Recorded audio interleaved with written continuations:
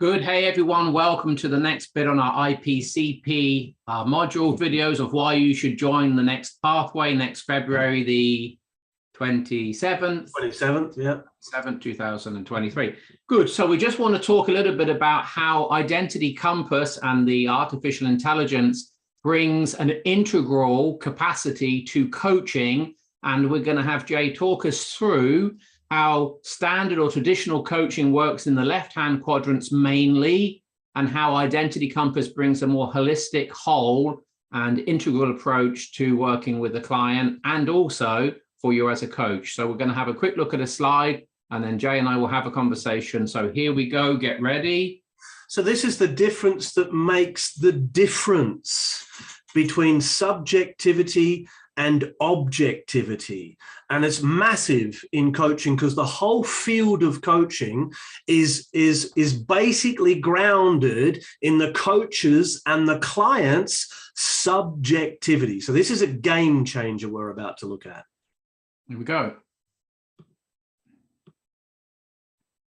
Good.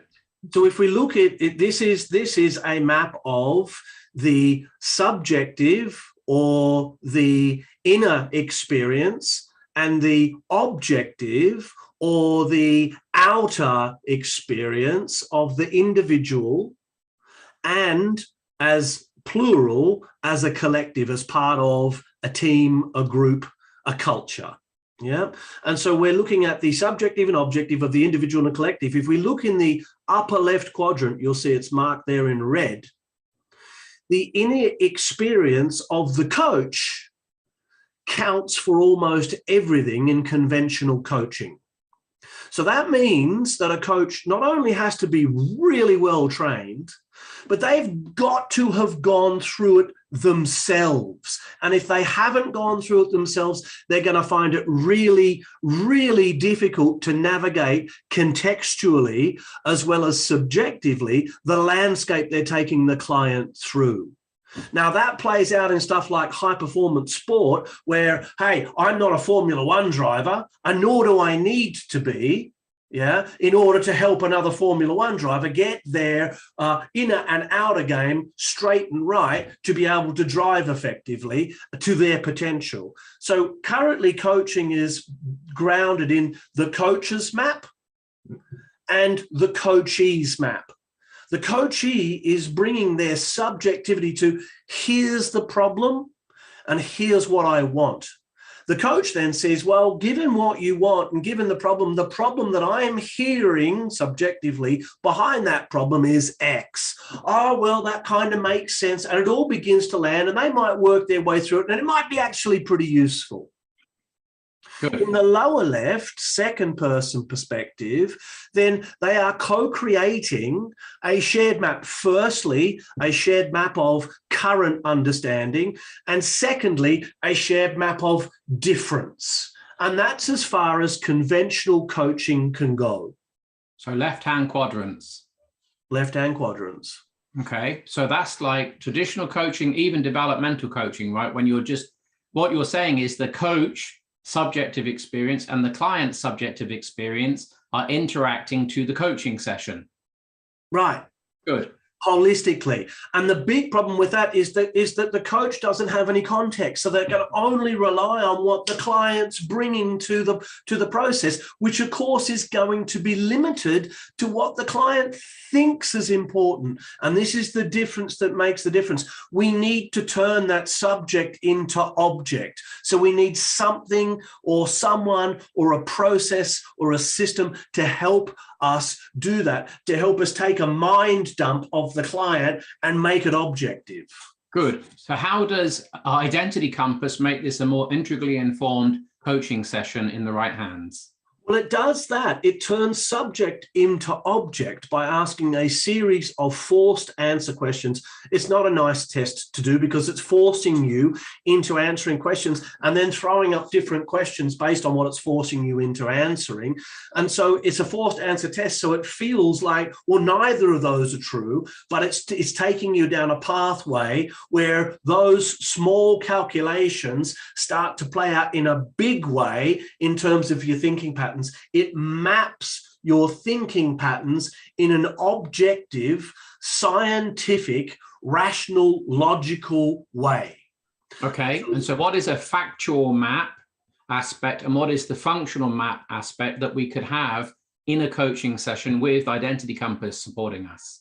So the factual map is actually mapping out, given some scenarios in contexts. It uses the work context, but it's absolutely mapping cross-contextually. It's using the work context to map out thinking structures and place them out in a given way and shows how all of these thinking patterns interact with one another, and immediately helps you identify, using some AI technology, where the leverage point for the shift is for the client objectively. So that's the actual map. Even if the client doesn't see that subjectively, right? They don't remember. Oh, mostly they don't. Mostly the client will go, I disagree with that, but we can even show where their disagreement's coming from given the map. We can show how they mismatch, and that disagreement's actually part of a mismatch, and we can tell that that's on behalf of self-care based on what we're seeing in the map. So we can real time actually feed back the patterns as they're occurring in the coaching session to wake the client up so that they can grab a hold of this and start to do the work to grow themselves up, to clean up the stuff they need to clean up so that they can begin to show up. So then we have a functional map that emerges out of the context. Yeah. Which is context. So two aspects to this.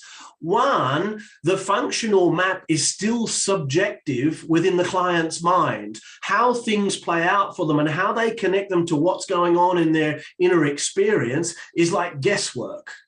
Yeah. Sure. With the functional map, we can bring context in and we can look at work, we can look at personal, we can look at primary relationships, we can look at children, we can look at parents, we can look at community, we can look at all of those aspects and ask, how does this play out for you in this context, to start to get an understanding of what's cross-contextual and what's actually contextual. That means that they can shift between their thinking between contexts, which means they have more flexibility in the lower right component, or less flexibility, telling us how rigid their thinking patterns are. Good. So let's summarize this with a couple of questions for you. So you've been coaching for a few years and you're an averagely good coach. Just give me a moment to relax my face. And so given that, what would you be happy to go on coaching people knowing Identity Compass is in the world and not have access to it? What difference has it made to you as an experienced coach, 15 years of coaching? Yeah. What difference can you see and benefit has Identity Compass brought to your actual corporate coaching? Has shown me that I've been guessing up until I got a hold of the Identity Compass. It's shown me that my guessing is fairly accurate, yet, because I'm a human being, actually quite limited. And so would I coach without it now? Absolutely not. I mean, I'm literally flying with one arm and one eye. And so, it's to really get to the level I need to get to genuinely find the leverage point with the client, the Identity Compass just adds far too much value for me to guess any longer. And it's from their perspective, right? I've had a client go, I don't agree.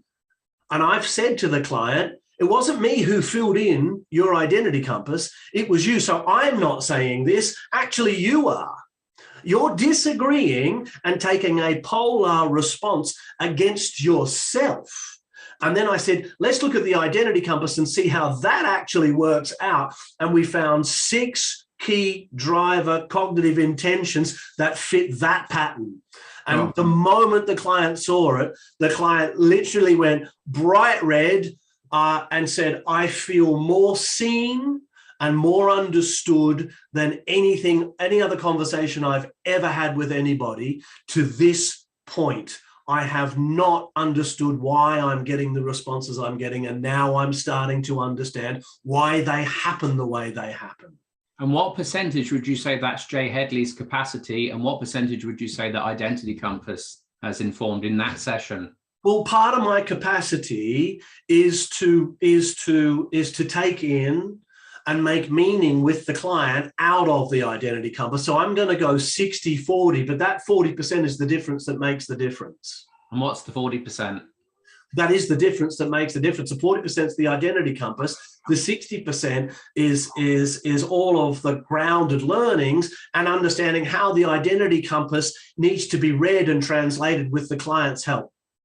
Does a coach to coach the way you've just talked to need to be an excellent, outstanding, well-experienced coach to be able to use identity compass in that way? They need to have that experience. They need to learn it. But what the identity compass will do is it will train them how to learn it in an accelerated way. So instead of it taking 5 years to become an extremely experienced, well-honed, well-rounded coach, having done the work on yourself, we'll cut that down to 2 or 3. Sure. Anything else? Come and look at the program. If you haven't had a chat with us, book a chat, get on the program. If you want to coach at the next level, this is the process and the tool that is going to take you there. Good. Catch you next time.